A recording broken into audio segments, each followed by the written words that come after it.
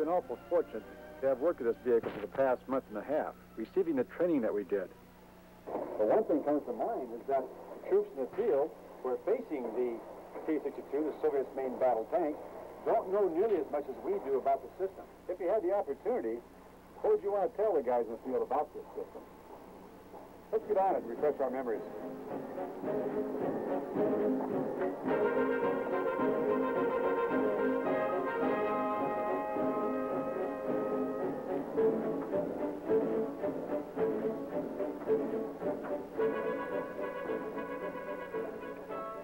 If you had to tell somebody about this system, what would be the first thing you'd want to tell them?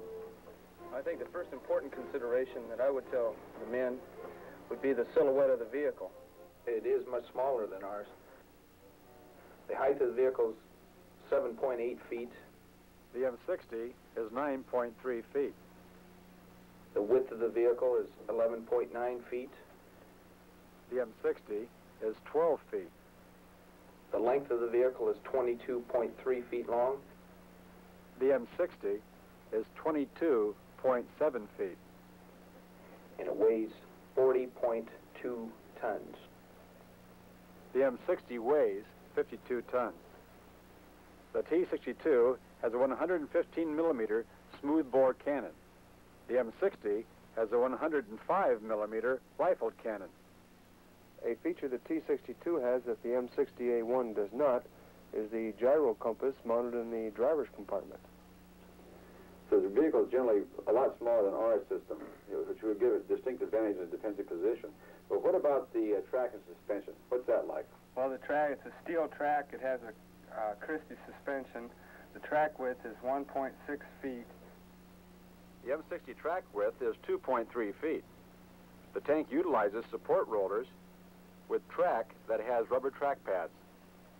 And the ground pressure is more than 1 pound less than ours, being 10.2 pounds per square inch, opposed to our 11.1 pounds.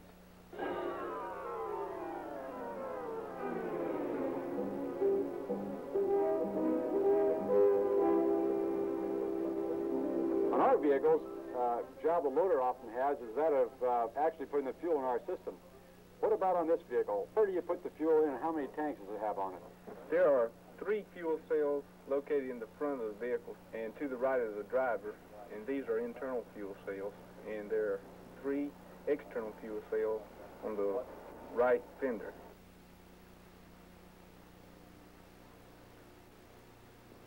Is there any oil reserve that they have outside the vehicle? Yes, there's external oil reserve on the left fender over the exhaust. I find that the maintenance on the M60 is far easier. It's all you have to do to check the oils is pull up a grill door.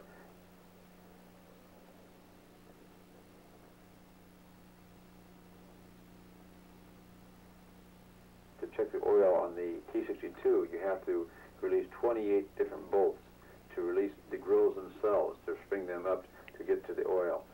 The lack of access to the maintenance facilities of the crew only having one tool, which does release the grill doors, makes it very difficult. Looking at the vehicle, it doesn't look much different than our own.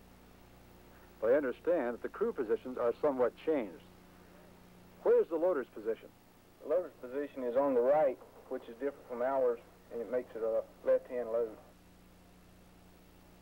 What about the TC and gunner? Well, the gunner is sitting down behind the driver, which is on the left side of the vehicle. Tank commander is directly behind the gunner, and standing up, he is pretty comfortable. It's a small area, but sitting down, he has to wrap his knees around his gunner. In comparison to the M60, what's the cruising speed of this vehicle? Both have the cruising speed of 30 miles an hour. With this one having the standard transmission and the M60 having the automatic transmission.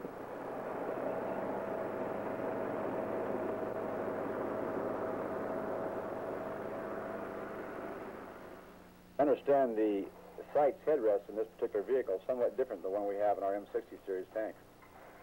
The headrest on this side, I think, is really nice because it wraps around your head and keeps your head into a position that would keep a good eyesight picture on the target, even on a moving range.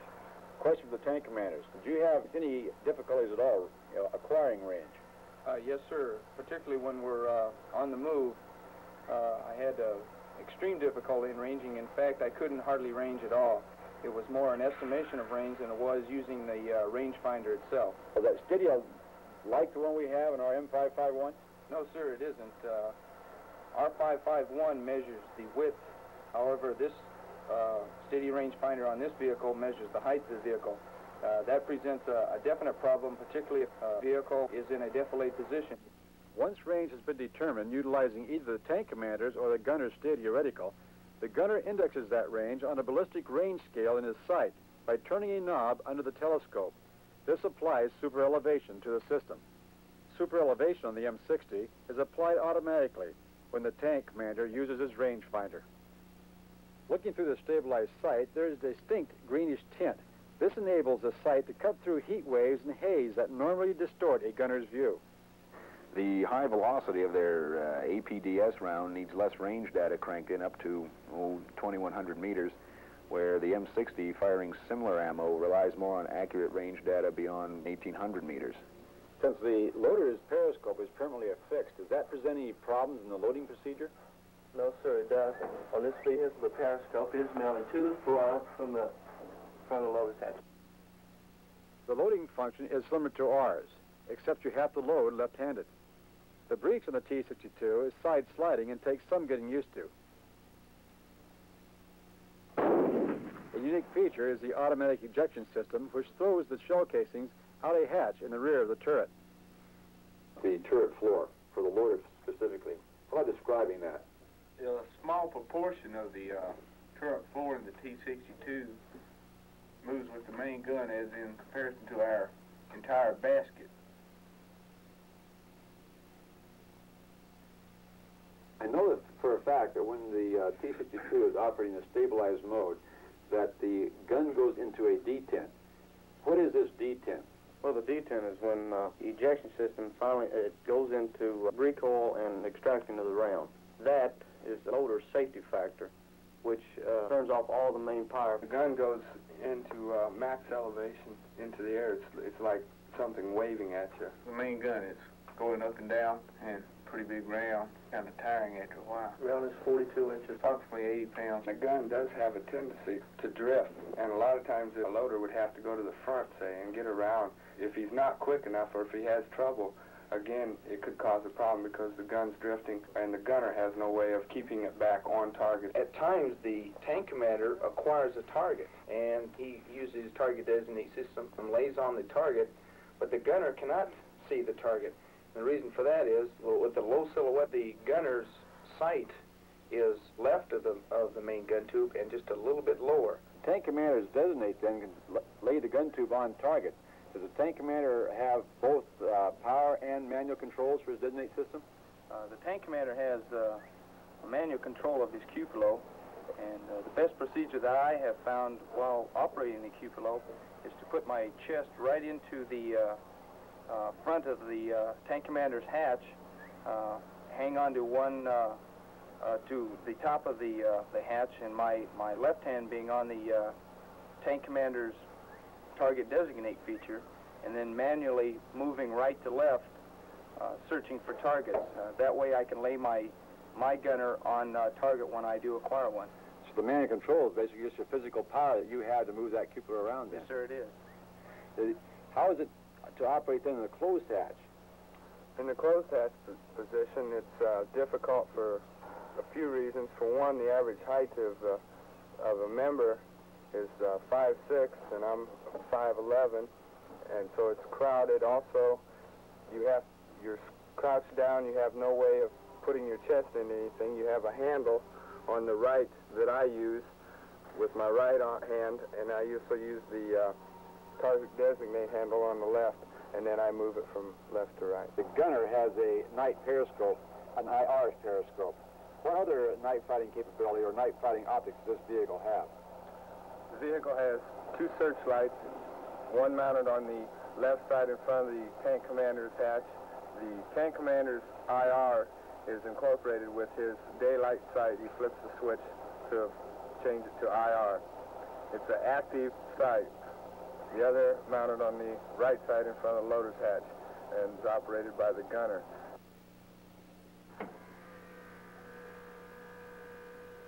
It takes the T-62 twice as long to get rolling. Within the driver's station, it's a pretty interesting place.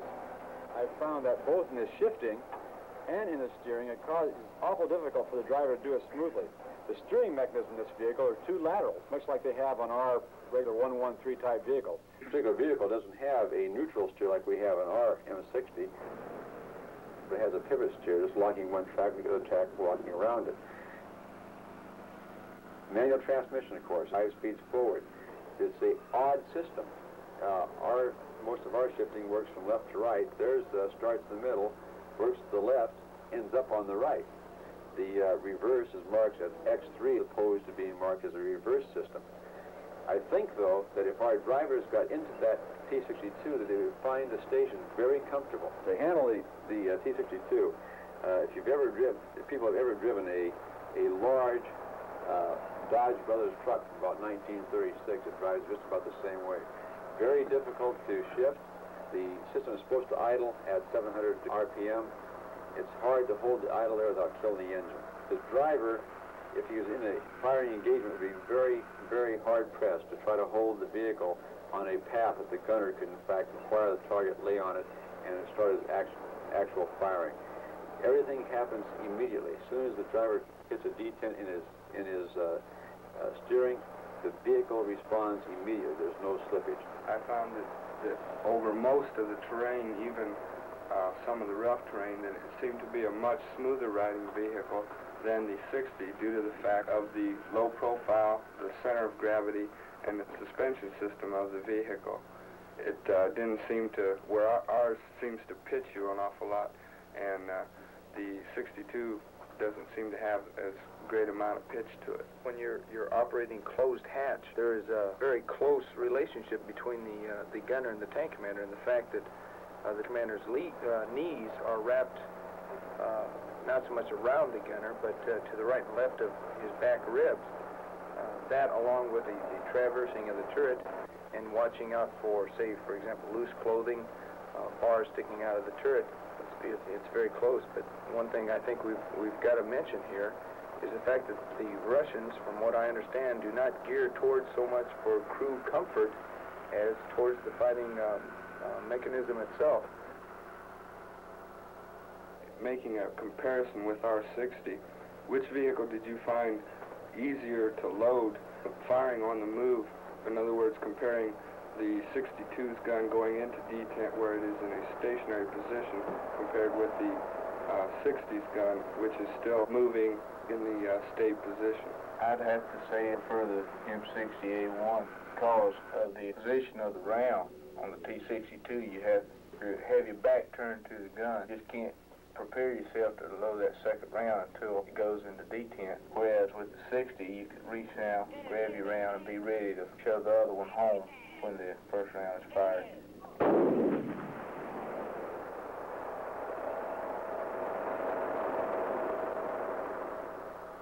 If you were in a defensive position trying to acquire a target, either a M60 tank or a T-62 tank, which target could you acquire better? In a defender position, I found it easier to acquire the 62 quicker, especially on a dry day. Located in the back, where our grill doors would be, they have a cooling fan, which creates a rooster tail from the dust. It sucks air up and dust, and it blows it into the sky, creating a rooster tail. And sometimes you could be sitting in a defender position and you see this rooster tail and you sit there, well, here it comes, and you may sit there 10, 15 seconds, maybe even longer before you even see this vehicle. Given that both systems are in a defilade position, gun down, just looking over the top of a hill from the TC's position or the turret, turret defilade, who would be able to fire and who first? The 60 crew, I feel, would be able to fire on a target quicker than the T-62 because on the 62, you have a elevation plus of 17 and a minus elevation of 4. Say you have that vehicle in a haul-down position where the tank commander can see the terrain out front of him and see what's coming.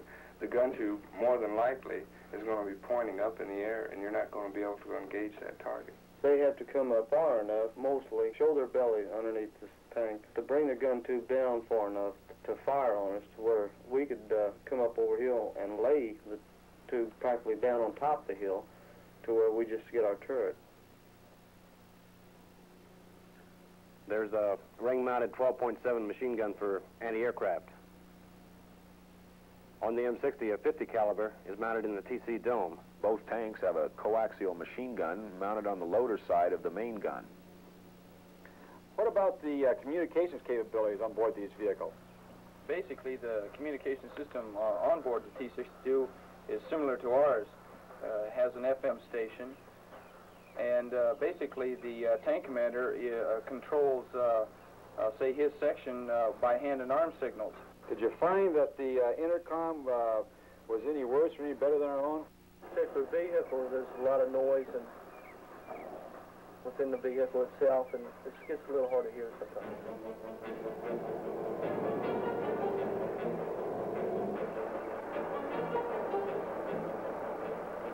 Our optimum target is the internal arrangement. Either left front for the driver, gunner, and TC, right front for the ammo and fuel, or the sight.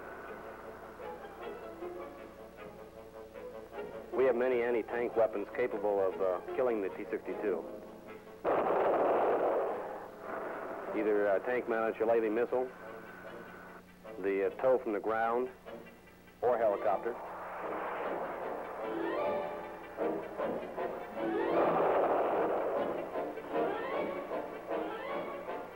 The infantry also have the Dragon, the Law with its heat warhead, and at close range, hand grenades.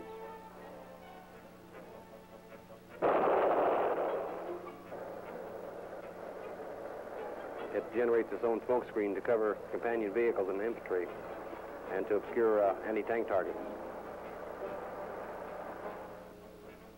While the M60 is designed to be used anywhere in the world, the T-62 is designed mainly for Europe.